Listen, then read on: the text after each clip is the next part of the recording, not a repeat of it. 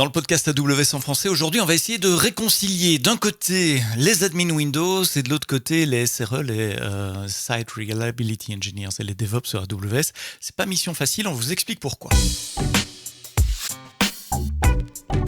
Le podcast AWS en français. Sébastien Stormac. Bonjour, bienvenue dans le podcast AWS en français tous les vendredis matins dans toutes les bonnes applications de podcast. Laissez-nous vos feedbacks, vos petits pouces vers le haut, vos étoiles. Partagez-le, parlez-en à vos collègues. C'est comme ça que la communauté grandit. Aujourd'hui, on va parler, une fois n'est pas coutume, parce que j'avoue, j'ai un biais. Je ne parle pas assez de Windows aussi dans le cloud. On va parler de la gestion de parc de machines Windows à grande échelle dans le cloud AWS. Pourquoi ça peut être un challenge parfois, pourquoi pas. J'étais un peu provoque dans mon intro en disant réconcilier les admins Windows et les DevOps. Mais voilà, j'ai rencontré au Summit à Paris au mois d'avril Étienne Jeannot. Tu es consultant senior chez Devoteam, mais tu as aussi créé un produit qui aide les admins Windows à gérer leur parc. Tu vas nous expliquer tout ça. Ce produit s'appelle Olala Cloud. On va expliquer la genèse de ce produit. Mais justement, la genèse. Tu travailles beaucoup avec des clients qui gèrent des grands parcs de machines Windows dans le cloud. Pourquoi c'est pourquoi on en parle? Pourquoi c'est un challenge? Bonjour Sébastien. Alors, le challenge. Moi, si je refais un peu mon histoire, ça fait 20 ans que je travaille sur des machines Windows, des serveurs Windows, qui étaient avant on-prem, maintenant sur AWS. Ce que je vois au travers de l'histoire, c'est que les pratiques changent très peu finalement. On reste quand même beaucoup dans du clic-clic dans la console, côté admin Windows. Et ça, moi, j'ai envie que ça change. Oui, en fait, je t'interromps, le Oui, bénéfice du cloud, c'est automatisé. Et c'est ça. traditionnellement, les admins Windows, c'est plutôt, comme tu dis, du clic-clic dans la console. C'est j'installe, je configure par clic, alors que tout est programmable dans Windows également, maintenant. Tout à fait, oui, il y a des interfaces PowerShell. Je pense qu'il y a une notion du fait que c'est un savoir-faire de savoir cliquer au bon endroit sur un serveur Windows. Mais en même temps, moi, ce que je vois, c'est que la plupart des challenges, enfin, ça fait voilà, peut-être un peu plus de 5 ans maintenant que je fais pas mal de sujets de migration d'environnement Windows vers AWS. Et à chaque fois, on s'est posé la question, est-ce que je peux l'automatiser pour gagner du temps dans le futur, si jamais je dois redéployer mon serveur ou même simplement des tâches d'administration. Je sais pas, certains serveurs ont besoin d'être regardés tous les jours, à regarder si un service est up and running et fonctionnel. Il y a moyen d'automatiser cette tâche de vérification sans avoir besoin de se connecter à chaque fois dessus manuellement et d'aller vérifier visuellement que tout va bien. Il y a des tâches qui sont très propres à Windows aussi. Je pense à l'enregistrement dans un domaine d'Active Directory, qui peuvent être peut-être un peu plus délicates à gérer en automatique. Ça se fait très bien en fait. Enfin, si on regarde déjà les fonctionnalités offertes par AWS, c'est déjà SSM qui sait le faire tout seul. Il y a un document SSM qui permet de le faire très facilement. Et en dehors de ça, si on a envie de customiser et d'aller un petit peu plus loin, PowerShell est totalement apte à faire cela, ou même via un sysprep en fait, quand on prépare une AMI Windows. Est-ce qu'il y a une question de mentalité? Moi, quand je donnais des cours à AWS, je répétais traitez votre ferme de serveurs comme du cattle, comme du bétail, et pas comme un cat, comme un animal. Et j'expliquais que traditionnellement, dans les entreprises, on donnait des noms à ces serveurs, on allait le voir tous les matins, comme tu viens de dire, pour voir s'il était toujours hub, on s'y connecte, on s'y attache, etc. Alors que dans le cloud, justement, c'est plutôt une idée de serveur jetable. On crée une instance, elle fait son truc, et puis plus tard, elle meurt, ou on la tue parce qu'on a besoin de moins d'instances. Est-ce qu'il y a une différence de mentalité entre gérer des pools de machines Windows et gérer des pools de machines Linux? Alors, je pense que fondamentalement, il n'y en aurait pas, sauf que la plupart des machines Windows et des serveurs Windows qu'on voit même sur le cloud, en fait, sont là pour héberger de l'application qui a déjà un certain âge. Euh, Stateful. Stateful, exactement.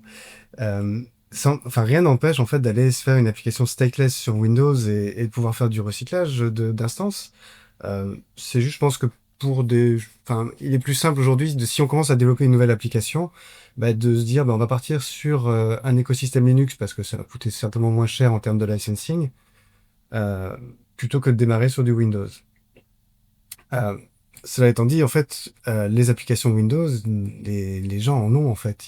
Elles sont là, elles sont toujours présentes et souvent, on les ramène sur le cloud AWS ou d'autres clouds. Enfin voilà, on ramène en fait notre histoire d'entreprise sur quelque chose de moderne, un cloud, et on n'utilise pas tout ce qu'on pourrait utiliser pour essayer justement de changer nos pratiques, vis-à-vis de ces serveurs-là. Et on regarde leurs petits noms, comme tu disais, de noms de planètes ou de bétail. Enfin, je sais pas ce qu'on choisit.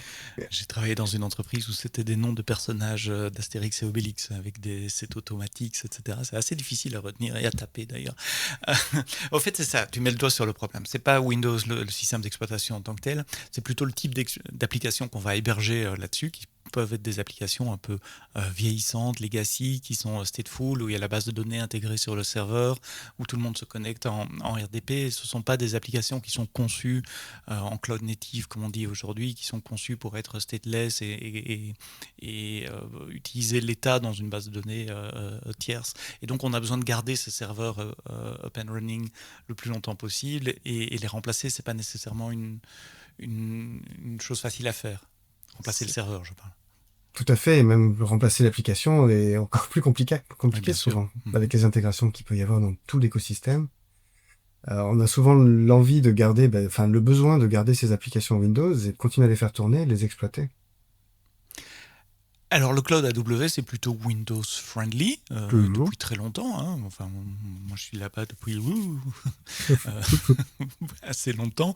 Et quand j'ai rejoint AWS il y a plus de 12 ans maintenant, il y avait déjà des EC2 et des EMI Windows. On pouvait démarrer Windows et se connecter en RDP sur des serveurs Windows. Reprenons peut-être les principaux points, parce que tu as parlé d'Image Builder, etc. Les principaux services qui facilitent le déploiement de machines Windows dans le cloud. On commence peut-être par EC2. Ça paraît logique. Ouais. Et donc, on peut, quand on démarre une machine, on choisit Linux, on choisit Windows ou Mac. Pour le moment, c'est les 3 grandes familles de systèmes d'exploitation. C'est ça, et puis en fait, on va retrouver toutes les familles actuellement supportées d'OS Windows Server. C'est plus compliqué pour du Workstation, forcément, pour de licensing, mais la partie serveur est complète sur AWS, et enfin, tout est sur l'étagère, en fait. On peut charger un Windows Server 2025 et l'installer sur une EC2 sans problème, et on a pas mal d'outils qui peuvent venir nous aider à construire par-dessus cette simple EC2, parce que EC2, finalement, on arrive avec une instance, voilà, c'est une virtual machine vide. Alors, il n'y a pas vide parce qu'il y a un OS, euh, mais il va falloir aller configurer nos applications, rentrer dans un domaine potentiellement. Et j'ai envie de faire directement le lien vers le service qui, moi, je trouve aujourd'hui est un peu sous-utilisé. Alors, du moins, moi, c'est ma vision de ce que je vois en clientèle, en tant que consultant. Le service AWS Systems Manager. C'était le suivant dont je voulais parler, ça tombe bien. Ah bah, parfait. Parce qu'il est là, en fait, pour automatiser la plupart des tâches d'administration. En soi, si je parle juste enfin, dans Systems Manager ou SSM pour son raccourci, il y a plein de sous-modules qui permettent notamment de gérer le patching, que ce soit Linux ou Windows d'ailleurs, qui vont pouvoir gérer de la compliance également, mais surtout, moi, celui sur lequel je m'appuie énormément, dès que j'ai besoin de faire des automates qui vont gérer mes serveurs, que ce soit Linux ou Windows d'ailleurs, ce sera Run Command ou Automation. Le Run Command, en fait, permet de lancer n'importe quel script shell ou PowerShell, pour le coup, sur les machines, mais de récupérer la sortie. L'avantage de ça, en fait, c'est que au lieu d'aller se connecter manuellement sur un serveur, lancer le script qui va permettre, je sais pas, de regarder si on a installé SQL Server sur tête ça. En gros, ça peut permettre par exemple de faire de l'audit, savoir si est-ce que le serveur est installé sur des machines, et au lieu de le faire machine par machine, on peut lui fournir en fait toute la liste des machines sur lesquelles on veut exécuter ce script-là et récupérer l'output. Donc tu lances un ordre d'exécution à SSM qui va exécuter en parallèle sur une flotte de machines, tu vas récupérer l'output et après tu peux, donc il faut attendre un peu le temps que ça se passe évidemment, et puis après tu récupères l'output et tu peux voir si tes commandes sont bien exécutées, voir le résultat des commandes dans un endroit centralisé dans la console. C'est ça reste asynchrone, mais c'est quand même très puissant dans le sens où voilà, on va pouvoir exécuter en parallèle sur chacune des machines ce fameux script. Et souvent, je vais aller jusqu'à également Automation, System Automation, qui est, alors moi je trouve génial ce service parce qu'on va pouvoir allier des commandes shell, par exemple, à envoyer sur les instances, tout en faisant des calls API vers l'API AWS. C'est-à-dire, par exemple, Oui, je vais te donner un exemple. Je vois pas où tu veux en venir là. Il y a pas mal d'organisations, par exemple, le week-end, elles éteignent leurs instances EC2 Pour gagner, pour pour gagner, économiser voilà, des pour coûts, faire ça a du sens. Ouais. du FinOps. Ce qu'on pourrait faire avec du system automation, par exemple, c'est que si on a un script de maintenance à faire tourner le week-end sur des machines, mais qu'elles sont éteintes, on pourrait écrire un document SSM automation qui va vérifier si l'instance est démarrée au moment de l'exécution, sauvegarder l'état de la machine en fait avant l'exécution, faire un ordre de démarrage si la machine est éteinte, attendre qu'elle soit prête Dans un d'un point de état. vue SSM, lancer la commande, exécuter, attendre la fin d'exécution, et une fois que l'exécution est finie, eh ben, retourner à l'état initial en demandant l'extinction de la VM si elle était éteinte avant le démarrage. Et tout ça se fait automatiquement pendant qu'on Et sirote un café le dimanche matin. exactement, mais j'irai même pas voir la console le dimanche matin pour ça en fait. À partir du moment où je l'ai vérifié, testé plusieurs fois, je sais que je peux lui faire confiance parce que ça va être écrit sous forme de code. Tout ce que je vais faire sur AWS, je vais l'écrire dans du Terraform, du CloudFormation, du Shell, du Python, peu importe. Quelque chose que je vais pouvoir rejouer en fait. J'ai une question très naïve de quelqu'un qui ne connaît pas bien le monde admin Windows. Tu parles d'exécuter des PowerShell. Comment SSM se connecte sur la machine? Alors, tout à fait, il y a des prérequis pour qu'SSM fonctionne, et c'est une très bonne question.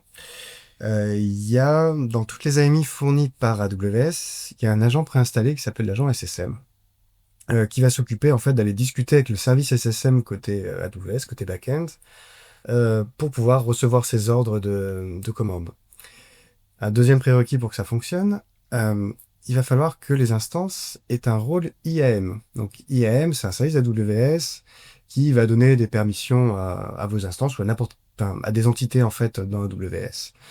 Et notamment, il y a un rôle déjà pré-pensé par AWS pour nous qui s'appelle SSM Manage Instance Score, qu'il va falloir Attaché. attacher voilà, au rôle IAM, euh, attaché à nos instances pour qu'elles puissent avoir ces permissions, enfin le droit de lancer ces scripts-là. C'est très important ce que tu dis, le service SSM ne se connecte pas aux instances, il n'y a pas d'initiation de connexion d'AWS vers vos instances, on ne peut pas, nous, AWS, on ne peut pas se connecter à vos instances, c'est vous qui êtes admin. En revanche, il y a un agent installé sur l'instance qui lui va faire un pool, c'est ça? C'est ça, Est-ce c'est qu'il du y a une pool. commande à exécuter pour moi? Non, pas maintenant. C'est ça. Donc il peut y avoir un tout petit peu de délai forcément parce que ça va être un pool avec une fréquence. Ce qu'il faut savoir également, c'est que par défaut, le script qui va être exécuté, que ce soit sur Linux ou Windows, va tourner avec des privilèges élevés. C'est-à-dire côté Windows, ben, on va tourner en fait en compte. Là, je me pose une colle moi-même. Est-ce que c'est system Compte admin. account ou Sous Linux, si on veut faire un package update, on doit être, on doit être on doit être- root. Je suppose que pour des mises à jour sur Windows, il faut être admin aussi. Ouais, je me pose la question si c'était le compte système ou le compte admin, Ah ou oui. un compte admin local. Mais non, c'est le SSM user qui est un compte admin local. Ok. Et donc oui, ce démon tourne avec ce niveau de privilège et donc a quand même la possibilité de faire pas mal de choses, bonnes ou des dégâts aussi, sur la machine. Donc il faut être prudent quand même dans ce qu'on fait. C'est ça. Il y a peut-être, quand on met en place SSM, il faut réfléchir à qui aura le droit en fait de lancer des commandes sur les instances gérées par SSM, puisqu'en effet, ben, les droits administrateurs imposent de grandes responsabilités. Mhm. Avec de grandes responsabilités, avec de grands pouvoirs viennent de grandes responsabilités, comme disait l'autre. Tu as dit qu'on peut exécuter des scripts, mais qu'il y en avait déjà des templates. Donc il y a une librairie de scripts d'admin qui sont prédéfinis que je peux utiliser. Je ne vais pas les écrire moi-même. Tout à fait. AWS fournit déjà des templates, donc on appelle des documents SSM. Donc il y a les documents SSM de type automation, donc ceux dont je parlais avec les call API en plus côté AWS, et des documents run command plus simples.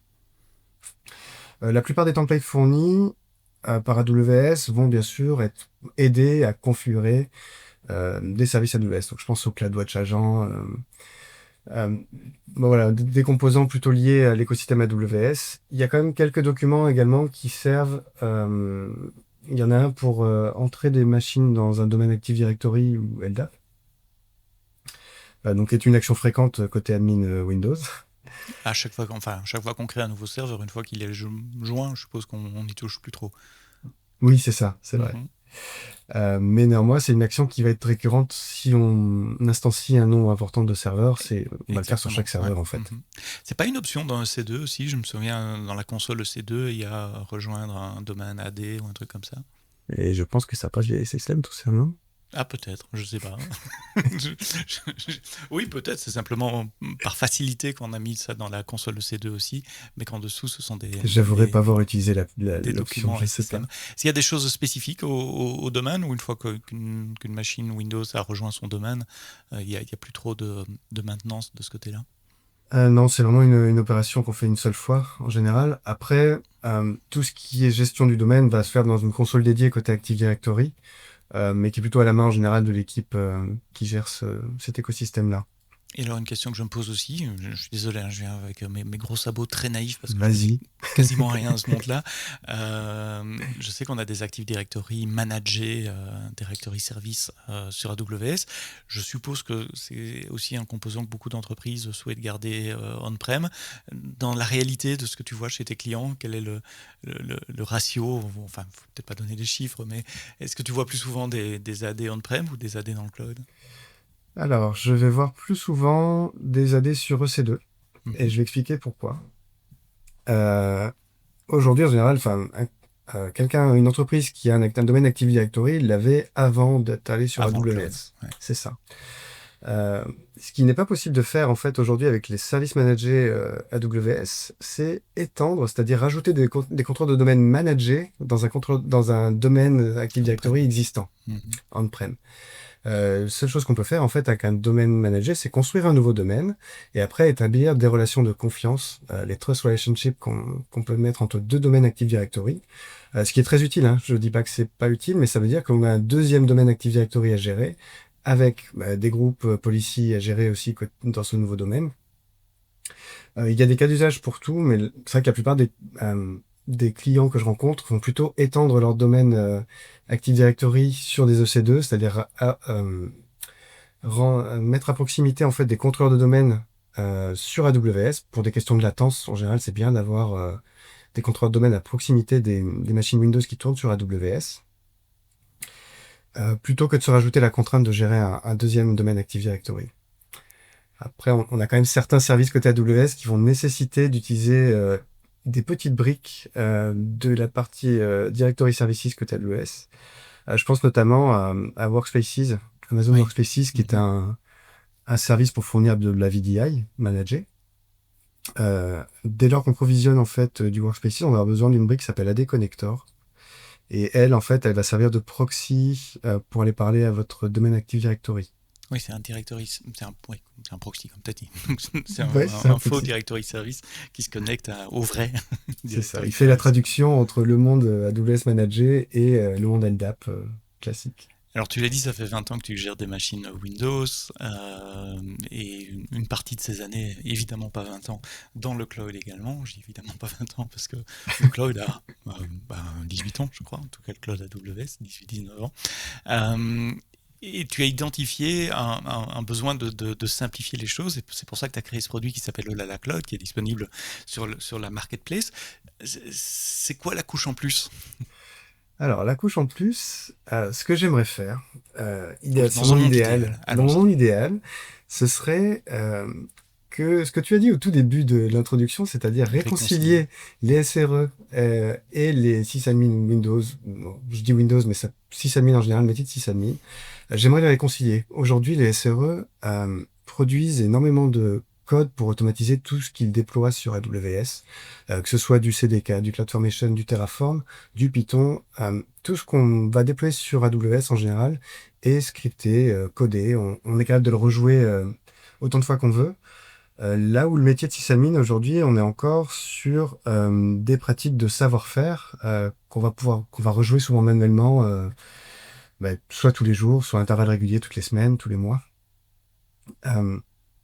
Moi, l'idée du produit que j'apporte sur la Automation Solution, c'est de fournir un service donc, depuis la marketplace AWS qui va s'imposer comme une surcouche de SSM pour aller un petit peu plus loin qu'SSM. SSM Les SRE savent très bien l'utiliser. C'est-à-dire que on va pouvoir créer de nouveaux documents en YAML, etc.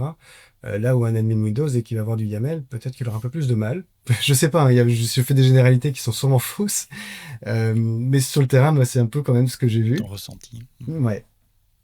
Et l'idée, en fait, c'est de fournir les deux au travers de mon outil, c'est-à-dire qu'on puisse avoir une API sur un produit tel que Olala avec une interface web qui nous permet de faciliter en fait ces déploiements de scripts, ces vérifications de, je sais pas, d'espace disque sur d'un point de vue OS dans la machine, d'aller vérifier que les logs d'Eleven Viewer n'ont pas d'erreur 1000 qui représente un crash applicatif par exemple. Ce genre de tâches en fait qui peuvent être quotidiennes pour un sysadmin, qu'elles puissent être faites également via une API par un SRE. Et vice-versa, c'est-à-dire que si un SRE a décidé qu'il y avait une nouvelle tâche à effectuer sur tous les serveurs et qu'il l'a codé et envoyé à Web Automation via l'API, en fait, le sysadmin en aura connaissance via l'interface web qui lui va maîtriser plus facilement. Alors, c'est quoi l'expérience utilisateur? Je vais sur le marketplace, je locate, oh là là, je fais installer, et puis, Alors, c'est presque prêt, on va dire. ou quel sera? Quelle sera, voilà. On est sur un produit marketplace AWS il y a plusieurs types de produits qui existent sur marketplace. Moi, ce que j'ai développé, c'est une AMI avec un template CloudFormation. Euh, alors, pourquoi il y a les deux?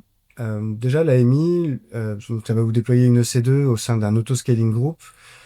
C'est une EC2 qui est stateless, donc on peut la killer, elle va se reprovisionner toute seule parce que l'auto-scaling group est réglé pour avoir une instance en permanence. C'est ce que j'appelle le achat du pauvre, mettre un autoscaling avec min et max de 1, comme ça au moins c'est lui qui redémarre à l'instant si jamais il lui arrive quelque chose. C'est ça, il n'y a pas forcément besoin d'avoir un SLA à 5 secondes sur ce type de produit. Et il y a un template CloudFormation parce que il y a des composants qui sont provisionnés dans le compte AWS quand on clique sur un marketplace, tels qu'une DynamoDB en fait pour la partie le stockage de données, d'informations. Oui, puisque c'est stateless, tu dois bien. Il y a un endroit où il faut Tu écrire en dois bien effet. mettre les données quelque part, il n'y a pas de miracle. Ok. Il y a une partie load balancing également pour l'exposition de TLC2, donc il y a un ALB en fait qui va gérer la redistribution pardon, des paquets entre la partie front-end ou la partie API. Il y a deux routes différentes. Et après, il y a forcément la connexion à SSM qui sera nécessaire. Il peut y avoir des documents SSM qui peuvent être déployés, ce genre de choses-là. Ok. Et comment ça m'aide moi en tant qu'admin ou qu'SRE de machine Windows? Alors, à le déployer, c'est ça, tu veux dire Non, une fois que c'est déployé, Ah, une fois que c'est déployé. l'expérience utilisateur. Donc, l'expérience utilisateur, je pense qu'il faut commencer bien sûr par la partie front-end, c'est-à-dire se connecter au portail web et voir toute la capacité du produit. L'idée, c'est... il y a des concepts quand même à s'approprier. J'ai essayé de construire des recettes, ou recipe en anglais. Donc une recette, c'est-à-dire si on veut installer des serveurs, je me suis dit voilà, pour un serveur web, il faut installer le rôle de JS et ensuite on a certainement des fichiers à les déployer. Je fournis en fait via l'interface des building blocks de base, c'est-à-dire par exemple installer un rôle sur une machine Windows, c'est un building block qu'on peut mettre au sein d'une recette pour déployer ce rôle-là. Et ensuite enchaîner les différents building blocks dans la recette, dans un ordre prédéfini, pour installer son serveur. Alors, on n'est pas obligé de s'appuyer là-dessus pour déployer tous ces serveurs. J'entends que on m'a pas attendu pour faire ce genre de choses-là avec du Packer ou de l'ECD Image Builder. Mais l'idée, c'est de fournir quand même pas mal d'applications déjà pré-packagées et disponibles dans l'outil. Alors, ce sera principalement des applications disponibles open source. Alors, je pense à du Notepad++, à du Visual Studio Code, des choses qui sont non soumises à licence, et fournir ces recettes en fait déjà pré-pensées pour que les administrateurs puissent juste se dire, voilà, ce package-là, j'ai envie de le déployer sur telle machine ou sur 30 machines d'un coup, et que ce soit fait en quelques clics pour un sysadmin et en quelques calls API pour un SRE. Ça, c'est important. Tu offres les deux. À la fois l'interface web qui permet aux sysadmins d'interagir, de définir leurs recettes, de déployer leurs recettes, mais aussi une API que les SRE peuvent utiliser dans leur script d'automatisation. Et l'API reste, je suppose. C'est le cœur du produit, en fait, l'API. Ouais. Tu as pris les Et leçons d'AWS, on fait d'abord une API, et puis si on a le temps après, on fait une console. bah oui, en fait, je suis un peu fanboy hein, d'AWS quelque part quand même si voilà, mon écosystème Windows, je l'aime parce que j'étais expert dessus pendant longtemps et je continue à l'être. La façon d'aborder les choses côté AWS a été vraiment une révolution quand j'ai découvert tout ça en fait. Et à chaque fois que je découvre un service que je connaissais pas, parce qu'il y en a tellement que j'arrive pas à tous les connaître, il y a toujours quelque chose d'intéressant à piocher.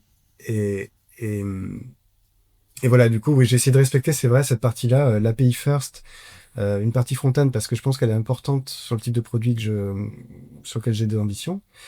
Et l'envie que j'ai encore d'aller plus loin, alors, j'espère ne pas suivre juste les vagues qu'on voit devant nous sur la partie AI, mais j'adorerais en fait que on puisse demain parler à un chatbot qui parle à mon produit Olala et qui dit, ben voilà, j'ai besoin de créer un package pour Chrome, la nouvelle version de Chrome, Google Chrome, et je voudrais le déployer sur les machines qui ont le tag web. Et j'aimerais que derrière, en fait, le LLM puisse parler à mon serveur MCP que j'aurais écrit côté Olala et envoie en fait tout ça, crée le package et me déploie tout ça derrière. Ça y est, t'as cité le mot, j'y pensais, MCP. Donc Mais ouais, oui, en MCP. fait, c'est d'aller ajouter à ça des agents peuvent prendre des actions sur base d'outils que tu pourrais développer et ajouter au service également. Quels sont les challenges que tu as eu pour développer Olala Cloud? Les challenges, c'est beaucoup de questions en fait qu'on se pose sur quel est. En fait, définir un produit, c'est compliqué, je trouve. C'est-à-dire trouver le vrai problème qui gêne en fait les clients, les consommateurs du futur produit. C'est essayer de simplifier au maximum ce dont on a besoin parce qu'on peut très vite tomber dans ah, je vais faire telle feature, je vais rajouter telle feature, etc. On peut en fait tout tourner en boucle indéfiniment parce que des features, on peut en rajouter sans arrêt. Mhm. Et se concentrer sur le cœur du problème, c'est difficile. Moi, j'ai Comment on pris. fait ça justement? Tu fais ça avec des interviews de clients potentiels, en ayant Alors, j'ai ton essayé, expérience oui. évidemment. J'ai mon expérience, voilà, parce que j'ai pas 21 ans. T'as compris, voilà, j'ai 20 ans d'expérience, donc je sais, j'ai l'habitude de me frotter en tant que consultant à beaucoup de clients. Euh, et j'ai également posé des questions, savoir ce qui faisait un petit peu mal. Et je me challenge aussi beaucoup avec des gens qui sont hors du métier. Pourquoi? Parce que j'ai envie que tout le monde comprenne ce qu'on est en train de faire. Même si il y a des couches d'abstraction que les gens comprendront peut-être pas s'ils font pas d'informatique. J'aime que le problème soit quand même compréhensible par les gens. Qu'est-ce que va apporter Olala Automation? Pour moi, l'idée, c'est d'aller donner du temps aux sysadmins qui souvent sont sous l'eau, parce qu'on réagit souvent dans l'urgence dans ce genre de métier-là, on gère de la production. Euh, et moi, j'ai envie de redonner du temps à ces gens-là pour qu'ils puissent faire de l'amélioration continue plutôt que juste éteindre le feu quand ça brûle. Donc, la proposition de valeur, c'est ça, c'est d'aller chercher, redonner du temps à mes clients pour qu'ils puissent améliorer leur écosystème et la stabilité de leur système d'information, en fait. Donc ton challenge, c'est finalement du product management, c'est définir les besoins, identifier les besoins des clients potentiels et choisir les priorités essentiellement. C'est ça. Et là où je me suis positionné, moi, c'est en tant que surcouche de SSM alors, SSM en tant que tel est un super service. Je remets pas en cause. En fait, j'ai pas envie de refaire du SSM j'ai pas envie de modifier SSM. J'ai envie de construire par-dessus pour simplifier son utilisation. En gros, aujourd'hui, c'est un service que je vois un peu sous-utilisé en clientèle. Et je me dis que ce genre de produit par-dessus SSM faciliterait son utilisation. Bah voilà, pour le populariser, le rendre plus facile à gérer au quotidien par des SRE et par des sysadmins. Est-ce qu'il y a des challenges techniques aussi auxquels tu t'attendais pas? Euh, oui, il y a des challenges techniques déjà sur le choix d'une stack technique. Parce qu'on est face à... Enfin, voilà, on a tous nos préférences du langage de développement. Moi, je suis plutôt axé Python et un peu de Java. Mais par exemple, j'aurais pu me poser, mais tiens, est-ce que là, je fais du Windows, pourquoi ce serait pas du C# et du Exactement, oui. PowerShell? Mhm. Euh, et je me suis dit, en fait, euh, je voulais réduire, en fait, je me suis posé la même question, en fait, que ce qu'on s'est dit tout à l'heure, c'est que ben, un coût de licence Windows Server, c'est toujours, même si on aurait pu faire du Windows Core, enfin, du PowerShell Core, pardon, sur Linux, je me suis dit, non, j'arriverais mieux en natif Linux que je sais faire également. J'ai préféré du Python parce que c'est un langage que je fais au quotidien en tant que consultant et du coup le refaire en tant que développeur, euh, ça m'a paru plus simple. Et après, il y a toujours les choix techniques de framework web. En fait, il y en a tellement. Oh, qui change tous les 3 ans, de toute façon. C'est ça. J'avais un client qui dit il faut bien penser son back parce que lui, il va rester, mais le front, ça change tous les 3 5 ans maximum en fonction des modes, etc. Et il faut le considérer comme jetable. Ça veut dire que, que ce qui est installé dans le compte de tes clients, c'est un serveur Linux C'est un pour serveur gérer les Linux, machines tout à Windows. fait. Ok. C'est basé sur Amazon Linux. Il y a du Python qui tourne dedans et un serveur Nginx pour le front-end et un Alors, stack framework web. Voilà. assez classique finalement. Déployer ou vendre un service sur la marketplace, c'était une nouveauté pour toi aussi. Alors, c'était une nouveauté et ça a bien évolué, j'en suis content. Parce que la première expérience que j'ai eue a été plutôt Difficile. laborieuse, ouais, difficile. Pour la faire courte, en gros, il y avait, pour la partie publication d'AMI avec CloudFormation, il a fallu que je remplisse un fichier Excel qui avait 4500 colonnes. Alors, les 4500 colonnes sont parties, il y en a plus, il n'y a plus besoin de remplir ça. Maintenant, j'ai une API que je peux, lequel je peux provisionner mon produit. Mais à l'époque, ça n'existait pas la première fois que je l'ai fait. Et j'ai un peu transpiré, oui, sur le moment, parce que bah, il y a eu des allers-retours forcément, parce qu'il y a des colonnes que j'avais mal remplies. J'avais quelqu'un en face de moi qui vérifiait côté AWS et qui me faisait des retours au fur et à mesure. Donc il y a eu beaucoup de délais en fait sur la première publication. J'ai appris beaucoup, parce que voilà, il y a tout un processus à suivre. Et une fois qu'on l'a suivi une fois, et maintenant qu'il y a l'API, eh ben, ça s'est beaucoup simplifié. Et ça, je remercie AWS d'avoir fait ça. Maintenant, je peux aller discuter directement avec une API. Donc voilà, j'ai mes scripts qui me permettent d'aller publier une nouvelle version de mon produit. Il y a encore des validations humaines sur le parcours de publication. En revanche, bah, les délais sont quand même beaucoup raccourcis parce que même si j'attends 5 jours, que quelqu'un soit dispo côté AWS pour valider mon schéma d'architecture, mon template, pardon, CloudFormation, au final, ça m'a quand même beaucoup raccourci. Là, je crois que la première fois, j'ai même pris plus d'un mois, en fait, avec les allers-retours. Je veux pas faire de mauvaise presse, hein, mais honnêtement, j'avais une mauvaise expérience utilisateur de cette partie-là, Marketplace, et elle s'est grandement améliorée avec la Avec présence l'arrivée d'une API maintenant. de l'API. C'est Ouais. important ce que tu dis, il y a des humains qui vérifient les soumissions du marketplace. Donc quand on déploie quelque chose sur son compte via le marketplace, alors je vais pas dire on a une garantie, parce que la garantie c'est un mot très très fort, mais en tout cas il y a eu des checks pour s'assurer que ça soit pas n'importe quoi qu'on déploie dans son compte AWS. C'est ça, en fait, même ça va, enfin, je peux dire à peu près toutes Oui. les étapes que j'ai traversées. Dès qu'on construit une AMI et qu'on souhaite la vendre via la marketplace, il y a forcément un scan automatique qui va chercher toutes les vulnérabilités connues, les packages qui seraient un peu vieillots sur l'AMI qu'on souhaite vendre, et le respect des bonnes pratiques AWS. Par exemple, si on fait du Amazon Linux, il faut qu'il y ait un EC2 user de disponible et que le mot de passe soit aléatoire. C'est-à-dire que moi, je peux pas aller provisionner un mot de passe préconnu dans les AMI de Marketplace. Qui doit être généré au moment de la Voilà, création de l'instance. c'est ça. On doit respecter en fait le mécanisme de provisioning côté AWS pour qu'on soit sur des bases de sécurité SEM. On a la même chose côté Template CloudFormation. Il y a un scan, alors qui était au départ humain, et je crois que maintenant il y a j'ai vu de l'API parce que j'ai vu un bug, mais bon, on l'a fait corriger depuis. Il y a du scan automatique des templates CloudFormation que j'ai vu, et c'est pareil, c'est sur les bonnes pratiques de permission IAM avec du list privilege, parce que voilà, il y a du rôle IAM, de la permission IAM qui est provisionnée dans mon template. Le list privilege est forcément vérifié à cette partie-là. Les schémas d'architecture aussi vont être vérifiés là par un humain, je pense. Moi, je sais pas s'ils ont mis une IA derrière, je n'ai pas la vue là-dessus. Mais pour le respect des bonnes pratiques AWS, donc notamment tout ce qui est exposition sur le web. Si on expose sur le web, est-ce qu'il y a un security group qui filtre les entrées au moins? Peut-être filtrer même sur une adresse IP les Spécifique. communications. Voilà, c'est ça.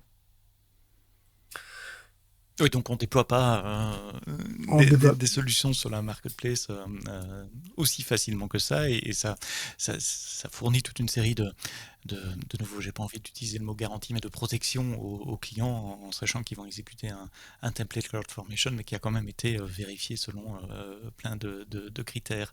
Ouais. Si j'ai un parc de machines Windows à gérer et que on a éveillé la curiosité en parlant de SSM à grande échelle et de la cloud, quel est le call to action, comme on dit en bon franglais, où est-ce que nos auditeurs, nos éditrices peuvent se rendre?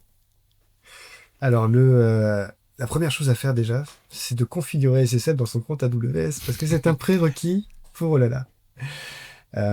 Ensuite, Olala, ça va simplement être une recherche sur la marketplace AWS. Donc, la marketplace AWS est accessible depuis votre compte AWS. Vous tapez marketplace. Et dans la marketplace, on peut chercher Olala. C'est écrit O-H-L-A-L-A. Et je crois que je suis le seul à m'appeler comme ça sur la marketplace aujourd'hui. Oui, je viens de regarder. Il n'y a pas d'autre. C'est la seule entrée. Et voilà, l'icône est dorée, jaune. Vous pourrez la reconnaître assez facilement. Et puis il y a un site web aussi qui s'appelle olala.cloud et je mets le lien évidemment dans votre application de podcast. Vous scrollez un peu, vous allez trouver le lien, vous pouvez aller voir ça. Voilà, tout à fait. Et l'idée, c'est que ce soit du click and go, c'est-à-dire assez simple à déployer. C'est de la marketplace AWS. C'est pensé pour être facilement déployé dans un compte AWS que vous ciblez, c'est-à-dire celui où vous êtes connecté au moment où vous cliquez dans la marketplace. Et si on parle des choses qui fâchent, c'est que la facturation en général, c'est une ligne en C'était plus. ma question suivante. Ah, C'est gratuit, monsieur? alors c'est pas tout à fait gratuit, non. Le pricing va évoluer encore, donc on voit, de toute façon, il est disponible sur la marketplace en noir sur blanc. Et côté facturation client, comment ça se passe? C'est AWS qui facture cette partie marketplace. Donc c'est une ligne supplémentaire sur la facture AWS traditionnelle. Oui, le modèle de pricing, c'est un prix par heure où le serveur est déployé dans votre compte. Tout à fait. Et il y a un free trial aussi, une période d'essai pour essayer. Et tu l'as dit, et je le répète, c'est super important, c'est un autre avantage de la marketplace, c'est qu'il n'y a pas de relation de facturation séparée à établir. La facturation passe par la facturation AWS standard. Bien, j'espère qu'on a levé un coin du voile sur la gestion des machines Windows à grande échelle dans le cloud. Et puis comment Olala Cloud peut mettre une couche au-dessus d'SSM, ne pas remplacer SSM, mais le rendre plus facile à utiliser. Mon point de vue, c'est qu'il y a beaucoup de services AWS qui ont besoin de cette petite couche pour les rendre plus faciles à utiliser. Parce que comme tu l'as dit, il y a des très bonnes API, mais on peut améliorer l'expérience utilisateur parfois. Et c'est ce que tu essayes de faire avec Olala Cloud. Tous les liens vers les services dont on a parlé sont dans les notes du podcast. Merci Étienne pour tes Merci explications Sébastien. très complètes. N'hésitez pas à nous laisser vos feedbacks dans les différentes applications de podcast. On y répond sur YouTube, sur Spotify, sur Apple Podcast, en tout cas pour ces trois-là, la plupart du temps. Merci à vous d'avoir écouté le podcast AWS en français. Rendez-vous la semaine prochaine, vendredi, pour un nouvel épisode. Mais d'ici là, quoi que vous codiez, codez-le bien.